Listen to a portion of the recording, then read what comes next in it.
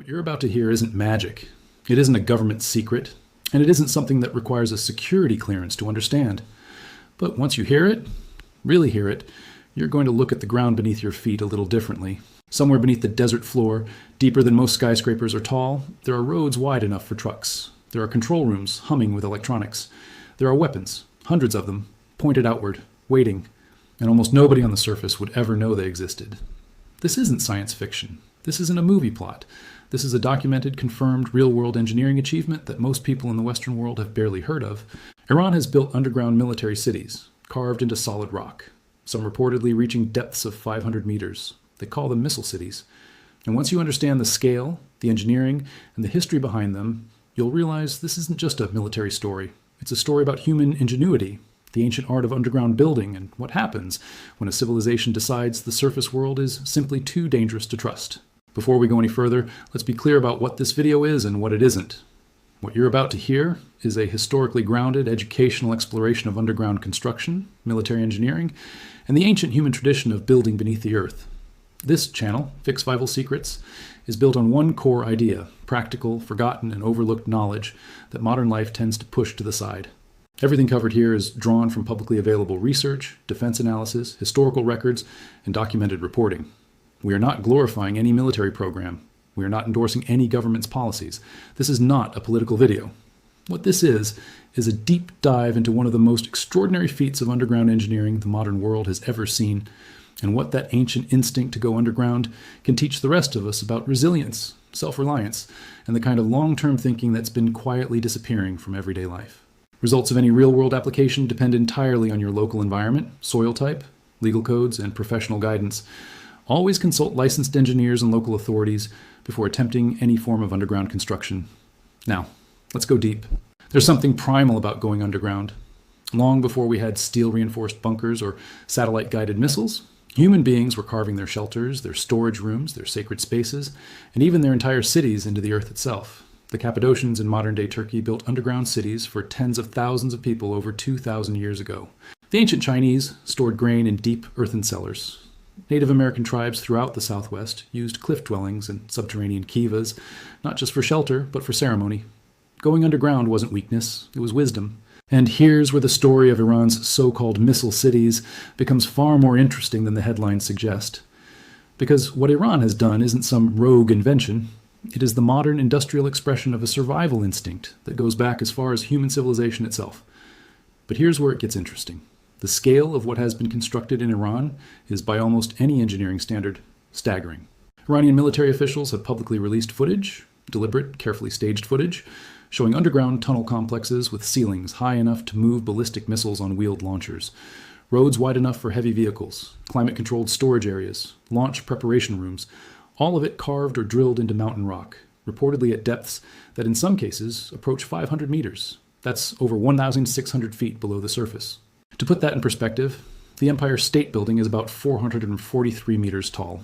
These facilities, if the reported depths are accurate, would be deeper than that building is tall, buried completely beneath solid earth and stone. Now, the engineering question that most people never ask is the one that matters most. How do you actually do that? Let's talk about the science. Tunnel boring through solid rock is not new technology. The ancient Romans built tunnels.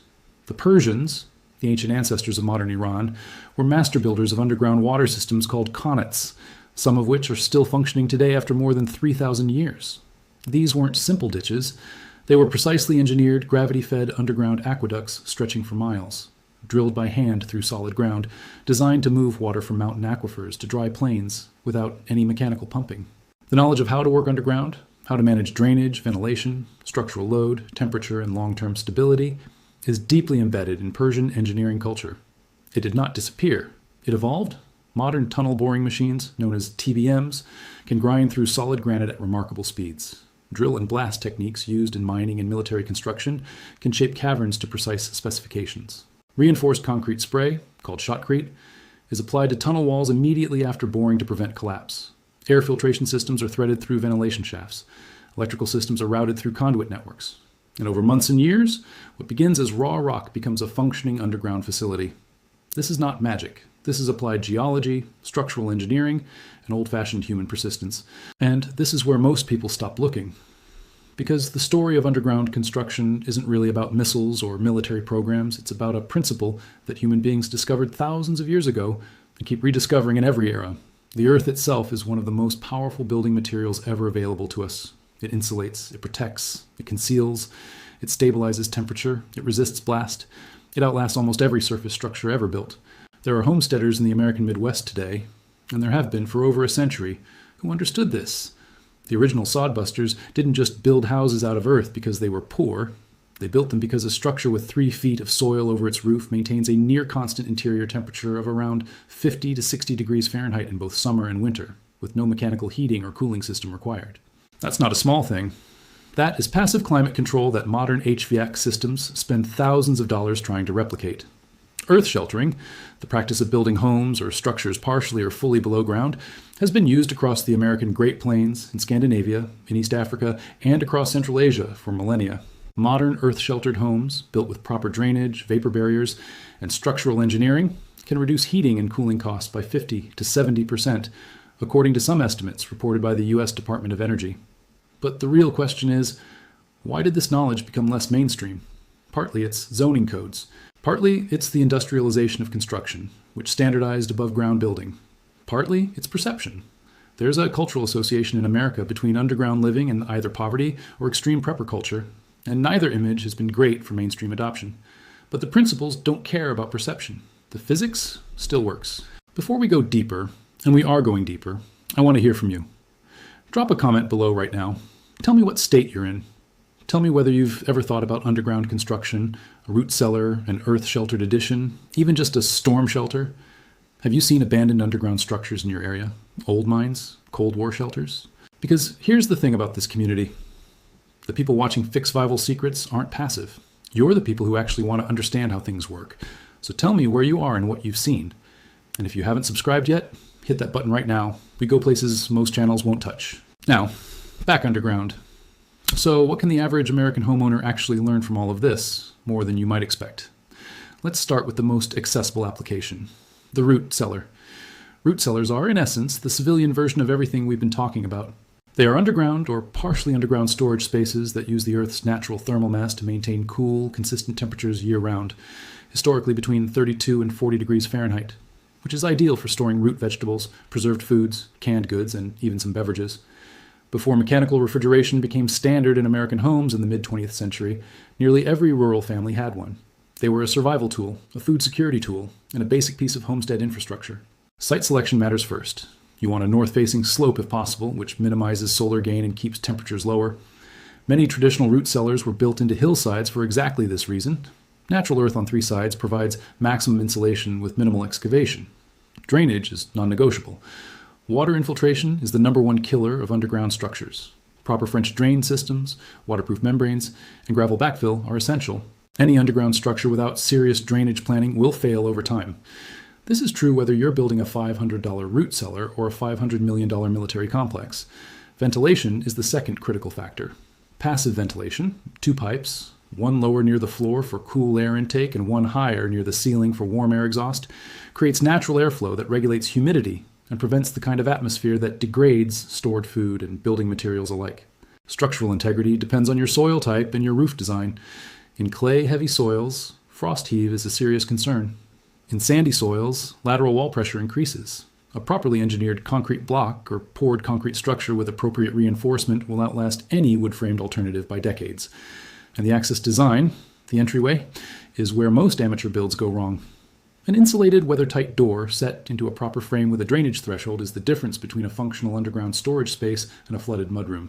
Budget for a basic residential root cellar, properly built, not cutting corners, can range from roughly $5,000 to $20,000 depending on size, soil conditions, location, and labor.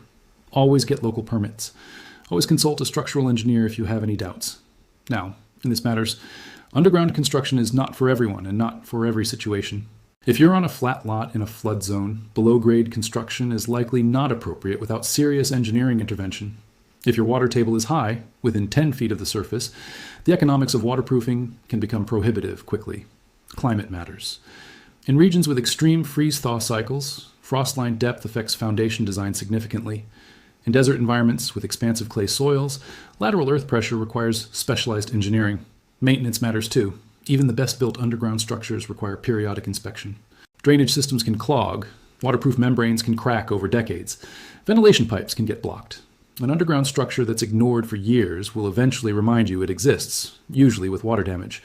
And while the earth sheltering principle is genuinely effective, the reported energy savings you'll see in optimistic articles assume ideal conditions: proper orientation, good insulation, low humidity, and competent construction. Results in the real world vary based on all of those factors.